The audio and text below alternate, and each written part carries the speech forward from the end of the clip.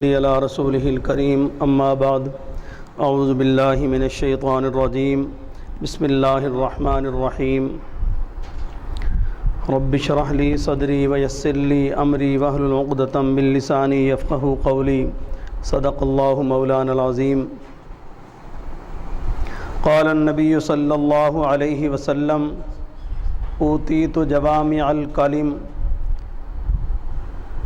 اللہ رب العزت کا بہت بڑا احسان ہے کہ اللہ رب العزت نے ہمیں مسجد کے بابرکت ماحول کے اندر جمع ہونے کی توفیق عطا فرمائی ہے، اور یہاں پر ایک دفعہ پھر ہمیں اللہ تبارک و تعالی نے نماز مغرب با جماعت ادا کرنے کی توفیق عطا فرمائی ہے۔ اس پر جتنا ہی اللہ تبارک و تعالی کا اس فضل پر انعام پر شکر ادا کیا جائے اتنا ہی کم ہے۔ آج کا جو عنوان ہے اللہ تبارک و تعالی سے مخلوق کی محبت کس طرح ہمیں کرنی چاہیے، چونکہ اللہ تبارک و تعالی کی جو مخلوق ہے یہ اللہ تبارک و تعالی کا کنبہ ہے۔ کیا ہے؟ اللہ کی مخلوق اللہ کا کنبہ ہے۔ دوسرے سادے لفظوں میں یوں کہہ لیں کہ اللہ تبارک و تعالیٰ کا خاندان ہے۔ جو انسان اللہ تبارک و تعالیٰ کے کنبے سے محبت کرتا ہے اللہ تبارک و تعالیٰ اس سے بہت محبت فرماتے ہیں۔ حدیث شریف بھی آتا ہے، جناب نبی کریم صلی اللہ علیہ وآلہ وسلم نے ارشاد فرمایا، اوتیت جوامع الکلم، مجھے اللہ تبارک و تعالیٰ کی طرف سے ایسے کلمات عطا کیے گئے ہیں جو جامع ہیں۔ کیا ہے؟ ایسے کلمات عطا فرمائے ہیں اللہ تبارک و تعالیٰ نے، جناب نبی علیہ السلام نے ارشاد فرمایا جو جامع ہیں، یعنی کہ الفاظ کے اعتبار سے بہت مختصر ہیں مگر مفہوم کے اعتبار سے بہت جامع ہیں، اور علوم کے اعتبار سے بہت وسیع ہیں۔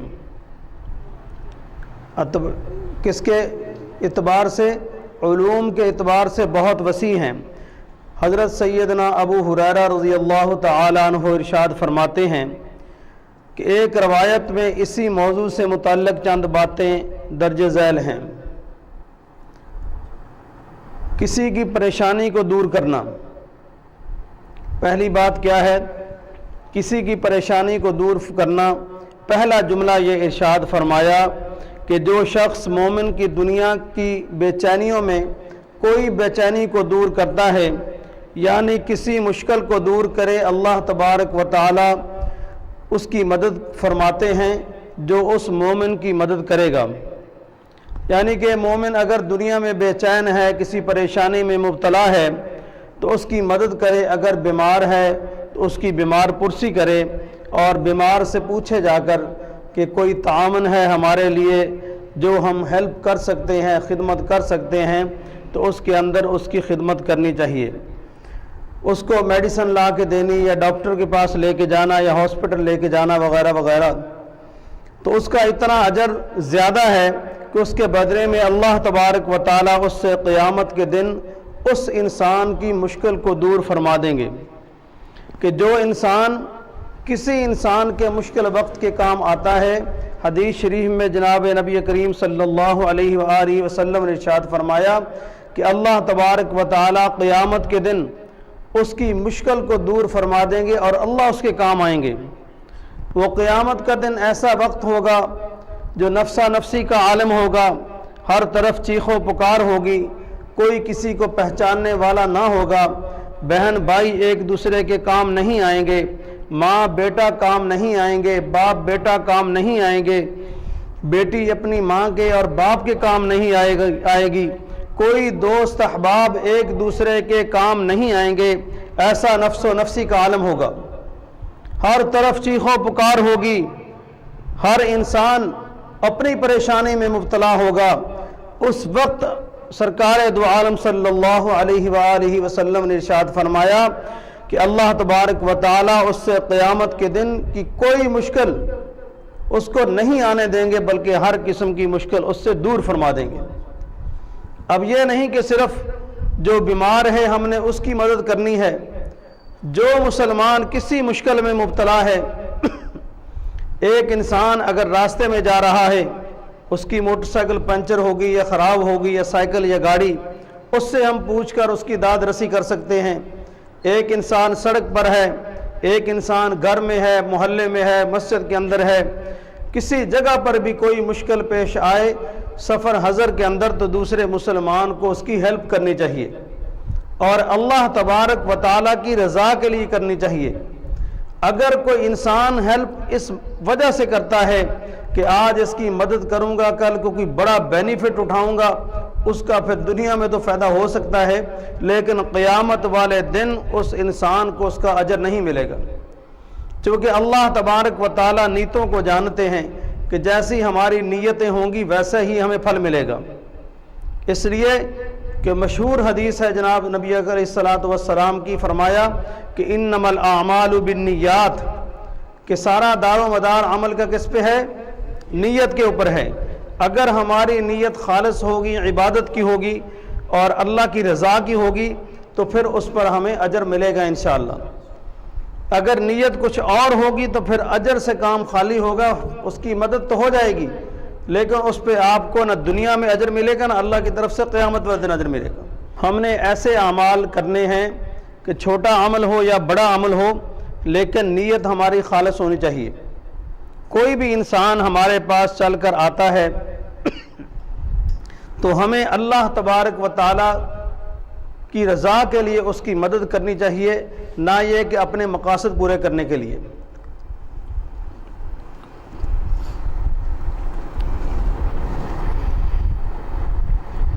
جیسے ہماری روحانی فیلڈ ہے تو اس فیلڈ کے اندر رات دن الحمدللہ لوگ اپنے مسائل لے کر ہمارے پاس آتے ہیں۔ ہم نہ رات دیکھتے ہیں نہ دن دیکھتے ہیں، آنے والے کا ادب احترام کیا جاتا ہے اور ان کے مسائل سنے جاتے ہیں، اپنی استطاعت کے مطابق ان کی داد رسی کی جاتی ہے، ان کی بات سنی جاتی ہے۔ کس لیے؟ کہ اللہ تبارک و تعالیٰ کی رضا کی خاطر، اس سے دنیاوی فائدہ نہیں اٹھاتے۔ مثال کے طور پر میرے پاس ایک استخارے کا عمل ہے جو اب تک کم از کم 65,000 سے زیادہ لوگوں کے استخارے کر چکا ہوں۔ کتنے؟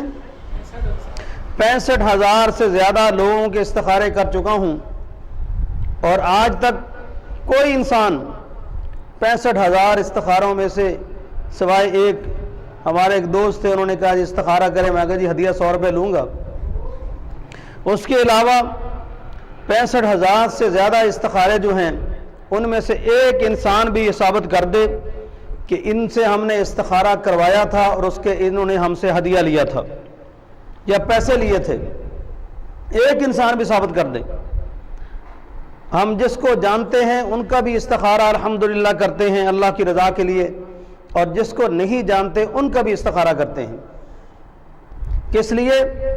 کہ ہمیں بزرگوں سے جو اللہ تبارک و تعالیٰ کی نعمت ملی ہے اس نعمت سے اللہ کی مخلوق فائدہ اٹھائے، اور الحمدللہ وہ اللہ تبارک و تعالیٰ کی مخلوق فائدہ اٹھا رہی ہے۔ اور یہ استخارہ کوئی عام بھی استخارہ نہیں ہے، بلکہ یہ استخارہ حضرت امام غزالی رحمۃ اللہ تعالی علیہ کا مجرب ترین استخارہ ہے۔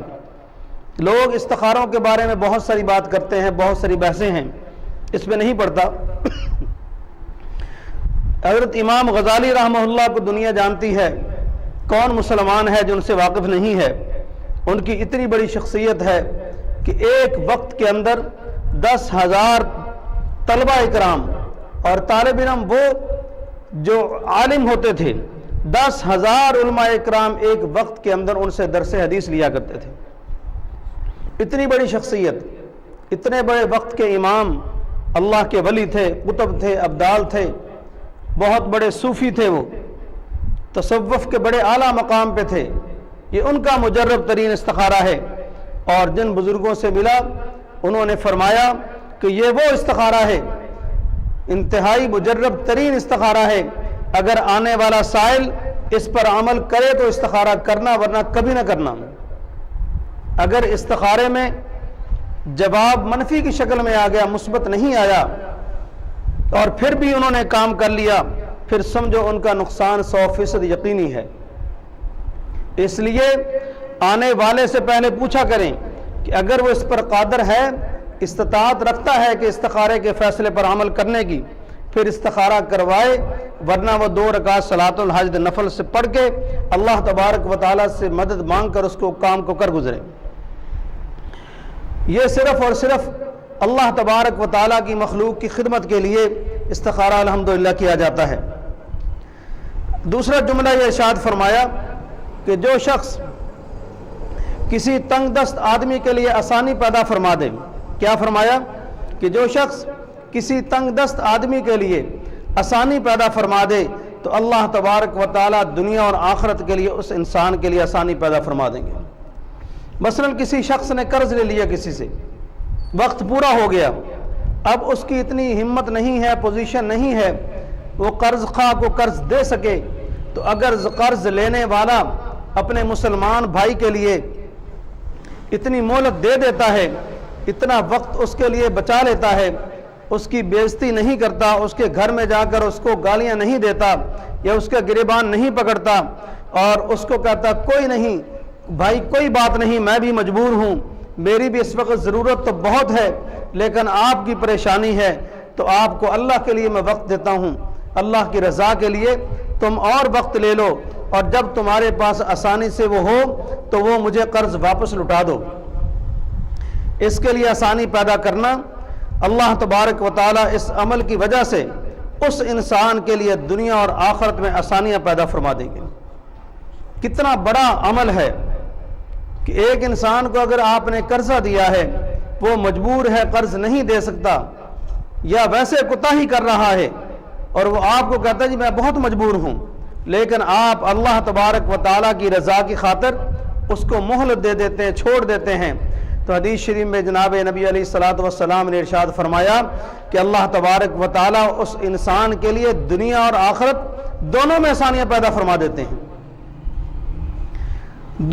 تیسرا یہ ہے کہ کسی مسلمان کی حاجت کو پورا کرنے کی فضیلت حدیث مبارکہ میں وارد ہے، جناب نبی علیہ الصلوۃ والسلام نے ارشاد فرمایا واللہ فی عون العبد ما کان العبد فی عون اخیہ،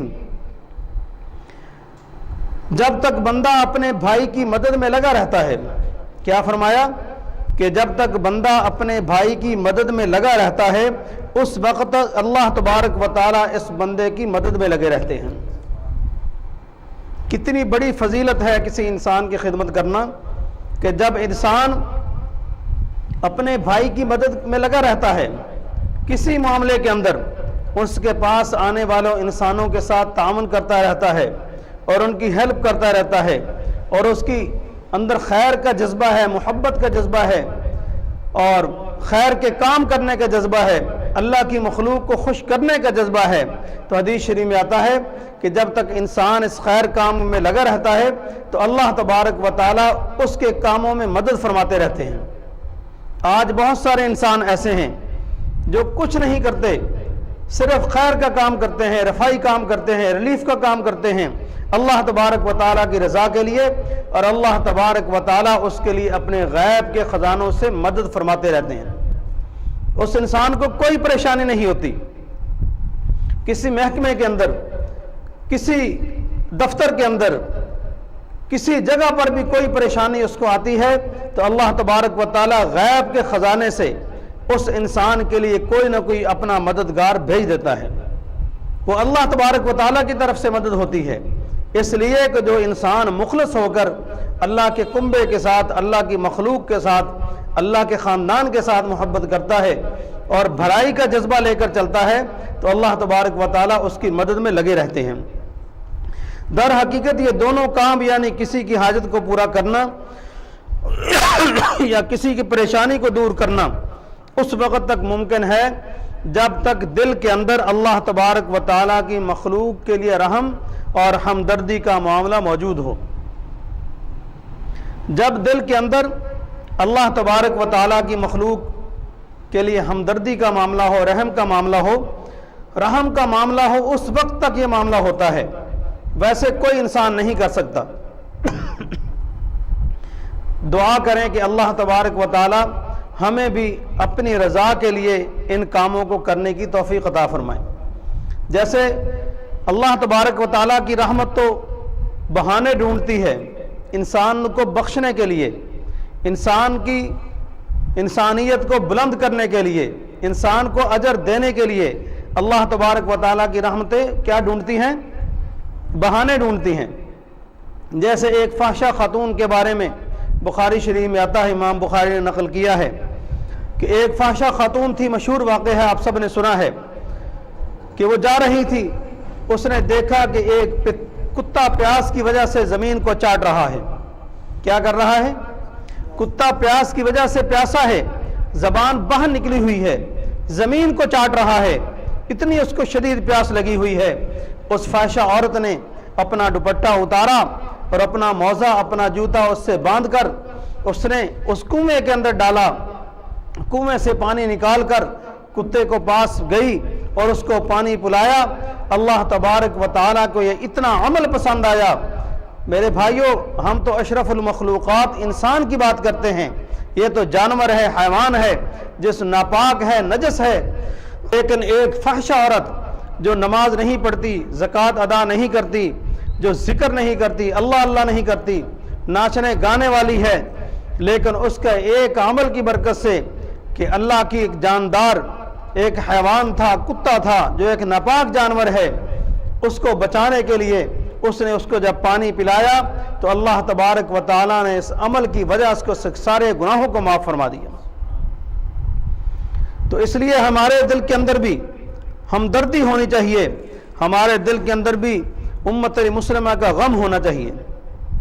غم ہوگا تو اللہ راضی ہوں گے، اللہ تبارک و تعالی جب راضی ہوں گے تو انشاءاللہ پھر سارے کاموں کے اندر آسانیاں پیدا ہو جائیں گی۔ آج ہم پریشان ہوتے ہیں، صبح سے شام تک سارا دن کوہلوں کی بیل کی طرح بھاگتے ہیں، چیختے ہیں، چلاتے ہیں، چلتے رہتے ہیں، نہ دن کا سکون ہے نہ رات کا چین ہے، صبح سے لے کر رات گئے تک ہم کوہلوں کی بیل کی طرح چلتے ہیں، دنیا کے پیچھے بھاگتے ہیں، حل میں مزید، حل میں مزید، حل میں مزید، دنیا آگے بھاگتی ہے، ہم پیچھے پیچھے اس کے بھاگتے ہیں، لیکن جب رات کو بستر پر تھک ہار کر گرتے ہیں دنیا ہمارے ہاتھ میں نہیں آتی، ہمارے ہاتھ پھر بھی خالی ہوتے ہیں۔ تو اس لیے ہمیں اللہ تبارک و تعالیٰ سے مانگنا ہے اللہ کی مخلوق ہمارے دل کے اندر اس کی محبت پیدا ہو جائے، اور جب اللہ کی مخلوق کی محبت پیدا ہوگی، اللہ کی مخلوق کا خدمت کا جذبہ ہمارے دل کے اندر ہوگا تو میرے بھائیو اللہ تبارک و تعالی ہمارے سارے کاموں کو آسان فرما دیں گے۔ ہمارے اکابرین کا تو طرز زندگی کچھ اور تھا۔ حضرت مولانا مسیح اللہ رحمہ اللہ، مسیح اللہ خان صاحب رحمۃ اللہ تعالی علیہ، اللہ تبارک و تعالی ان کی قبر پر کروڑہ رحمتیں نازل فرمائے، کہو آمین۔ حضرت تھانوی رحمہ اللہ کے خلیفہ تھے، بہت بڑے خلفاء میں سے تھے، بہت بڑے اللہ والے ہیں۔ آج بھی جو ہندوستان سے مسلمان آتے ہیں، جو وہاں کے خلفاء بڑے بڑے علماء کرام آتے ہیں، ان سے پوچھیں کہ حضرت مولانا مسیح اللہ خان صاحب رحمہ اللہ تعالیٰ کا کیا مقام تھا۔ ان کے اندر اتنا رحم تھا، اتنا جذبہ تھا کہ جانور تو کیا، ایک دفعہ ان کے انسان تو ان کے سامنے بہت بڑی اللہ کی اشرف المخلوقات میں سے مخلوق ہے، اتنا ادب احترام فرمایا کرتے تھے، ایک دفعہ ان کے زخم ہوا اور زخم پر مکھی بیٹھ گئی، آ کر مکھی بیٹھی ہوئی ہے لیکن وہ مکھی کو نہیں اڑا رہے، حالانکہ میڈیکل پوائنٹ آف ویو سے مکھی کو زخم پر نہیں بیٹھنا چاہیے کیونکہ جراثیم ہوتے ہیں اس کے اندر ناپاک اور زخم خراب ہونے کا اندیشہ ہوتا ہے، لیکن اتنا جذبہ تھا ان کے اندر کہ اللہ کی جو پیدا کی ہوئی جاندار چیزیں ہیں، انسان، چرند، پرند، حیوانات، سب کے ساتھ رحم والا معاملہ فرماتے تھے حضرت۔ انہوں نے زخم کے اوپر مکھی نہیں اٹھائی جب تک مکھی زخم چوستی رہی، اپنا کام کرتی رہی، انہوں نے اس اعضاء کو نہیں ہلایا۔ دیکھنے والوں نے کہا حضرت مکھی ہے، زخم خراب ہو جائے اس کو ہٹاؤ، فرمایا نہیں، اس کو اپنا کام کرنے دو، مجھے اپنا کام کرنے دو، یعنی کہ اس کا کام ہے زخم کو چوسنا، اس کو چوسنے دو، جب تک یہ نہیں اڑے گی میں اپنے اس اعضاء کو حرکت نہیں دوں گا۔ جس طرح ایک بزرگ کے بارے میں آتا ہے کہ دریا کے کنارے بیٹھے ہوئے تھے، اور وہاں پر بچھو دریا کے اندر گرا، پانی میں ڈوب رہا تھا، تڑپ رہا تھا، مر رہا تھا۔ انہوں نے ہاتھ سے بچھو کو نکالا، کنارے سے باہر خشکی پر لا کر رکھ دیا۔ جب باہر نکالا، بچھو نے حضرت کو ڈنگ مارا، پھر تھوڑی دیر گزری، پھر دریا میں چلا گیا، پھر ڈوبنے لگا، پھر نکالا، پھر اس نے ڈنگ مارا۔ 2-3 دفعہ جب یہ عمل ہوا تو مریدین نے کہا حضرت اس کو مارتے ہیں، یہ آپ کیا کر رہے ہیں، اس کو مرنے دو۔ فرمایا بچھو کا کام ہے ڈنگ مارنا، ہمارا کام ہے اس کو بچانا، ہم اپنا کام کر رہے ہیں، اپنا کام کر رہا ہے۔ اس لیے اللہ کی مخلوق سے محبت کا جذبہ ہمارے دل کے اندر ہونا چاہیے، تاکہ قیامت والے دن جو بہت مشکل دن ہوگا، 1000 سالوں کا ایک دن ہوگا، وہاں کوئی کسی کو کوئی نہیں پہچانے گا، وہاں صرف ہمارے اپنے اعمال کام آئیں گے۔ کیا کام آئیں گے؟ نیک اعمال کام آئیں گے۔ اگر نیک کام ہوں گے، نیک اعمال ہوں گے تو ہماری بچت ہوگی، ورنہ پھر ہماری بھی تباہی ہے۔ ایک اور بہت بڑے محدث تھے، ان کا مشہور واقعہ ہے۔ کسی نے ان سے پوچھا کہ حضرت بخشش کیسے ہوئی؟ فرمایا یہ نہ پوچھیں، بظاہر کام بہت چھوٹا تھا لیکن عمل بہت بڑا ہو گیا۔ آپ محدث ہیں، حدیث شریف لکھتے ہیں۔ انہوں نے پوچھا حضرت کہ کون سا عمل کیا تھا؟ فرمانے لگے ایک دن میں حدیث شریف لکھ رہا تھا، میں نے قلم اٹھائی، قلم پہ سیاہی لگی ہوئی تھی، جب میں نے کاغذ پہ رکھا تو ایک مکھی آ کر بیٹھ گئی، اس قلم پہ ایک مکھی آ کر بیٹھ گئی۔ جب مکھی بیٹھی تو میں نے قلم نہیں اٹھایا، میں نے وہیں روک دی قلم۔ میں نے کہا اس مکھی کو پیاس لگی ہوئی ہے، شاید بھوک لگی ہوئی ہے، یہ سیاہی چوسنے کے لیے آئی ہے۔ جب وہ سیاہی چوستی رہی، جب ساری سیاہی چوس کر اڑ گئی، پھر میں نے وہاں سے قلم کو اٹھایا۔ یہ کون ہیں؟ وقت کے محدث ہیں، بہت بڑے فقیہ ہیں، یہ ان کا عمل ہے، یہ عام انسان کا عمل نہیں ہے۔ ایک ایک چیز پر نظر رکھتے تھے کہ ہماری وجہ سے اللہ کی کسی جاندار چیز کو، کسی جاندار اللہ کی مخلوق کو تکلیف نہ ہو۔ لیکن آج ہم اپنے گریبان میں جھانک کر دیکھیں کہ ہمارا کیا عمل ہے، ہماری کیا پوزیشن ہے، کیا ہم اس پر عمل کرتے ہیں سمیت میرے؟ کوئی بھی آج ہم عمل کرنے کے لیے تیار نہیں ہیں۔ دوسری حدیث شریف میں فرمایا، حدیث مبارکہ میں وارد ہے کہ جو شخص کسی مسلمان کی پردہ پوشی کرے، قیامت کے روز اللہ تبارک و تعالی اس انسان کی پردہ پوشی فرمائیں گے۔ بہت ہی فکر والی بات ہے۔ آج چھوٹی سی بات، کسی ہمارے دوست کی، رشتہ دار کی، بھائی کی، کسی شاگرد کی، کسی مرید کی، کسی ہمارے ایمپلائیز میں سے کسی کی، کسی بھی فیلڈ کے اندر چھوٹی سی بات آ جائے، ہم اس کو خوب اچھالتے ہیں۔ میرے بھائیو یاد رکھو، مسلمانوں کی پردہ پوشی فرماؤ، اس لیے کہ سرکار دو عالم صلی اللہ علیہ وآلہ وسلم نے ارشاد فرمایا کہ جو انسان دنیا کے اندر کسی مسلمان کی پردہ پوشی فرمائیں گے، اللہ تبارک و تعالی قیامت کے روز اس انسان کی پردہ پوشی فرمائیں گے۔ قیامت کے روز پوری دنیا کے سامنے جب ہم پردہ پوشی ہماری ہو جائے گی تو بچ جائے گی عزت، ورنہ اگر ہم آج یہاں پردہ پوشی نہیں کریں گے تو اللہ تبارک و تعالی ہمارے سارے گناہوں کا راز پوری دنیا کے سامنے کھول کر رکھ دیں گے۔ تو کتنی فکر والی بات ہے، پریشانی والی بات ہے۔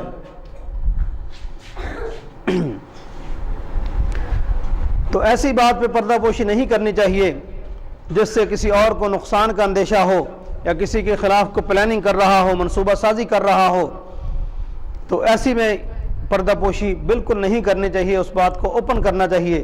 لیکن اگر کوئی ایسی بات نہیں ہے تو اس کے اندر پردہ پوشی مسلمان کی کرنی چاہیے۔ تو اسی پر اکتفا کرتا ہوں اور اللہ تبارک و تعالی سے دعا کرتا ہوں کہ یا اللہ جو کچھ میں نے چند ٹوٹی پھوٹی باتیں کہی ہیں، اس پر سب سے پہلے مجھے اور ہم سب کو اس پر عمل کرنے کی توفیق عطا فرما، اور اللہ تبارک و تعالیٰ کی مخلوق کی زیادہ سے زیادہ خدمت کرنے کی ہمیں توفیق عطا فرما۔ وآخر دعوانا الحمدللہ رب العالمین۔